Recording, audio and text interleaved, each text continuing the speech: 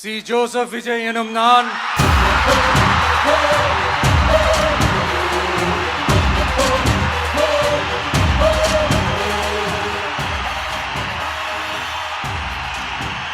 சட்டப்படி அமைக்கப்பெற்ற இந்திய அரசியல் அமைப்பின்பால்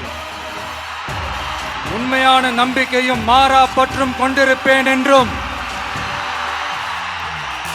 இந்திய நாட்டின் ஒப்பில்லாத முழு முதல் ஆட்சியையும் ஒருமையையும் நிலை நிறுத்துவேன் என்றும்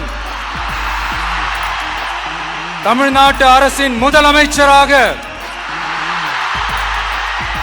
உண்மையாகவும் உளச்சான்றின்படியும் என் கடமைகளை நிறைவேற்றுவேன் என்றும் அரசியல் அமைப்பிற்கும் சட்டத்திற்கும் இணங்க அச்சமும் ஒருதலை சார்பும் இன்றி விருப்பு வெறுப்பை விலக்கி பலதரப்பட்ட மக்கள் அனைவருக்கும்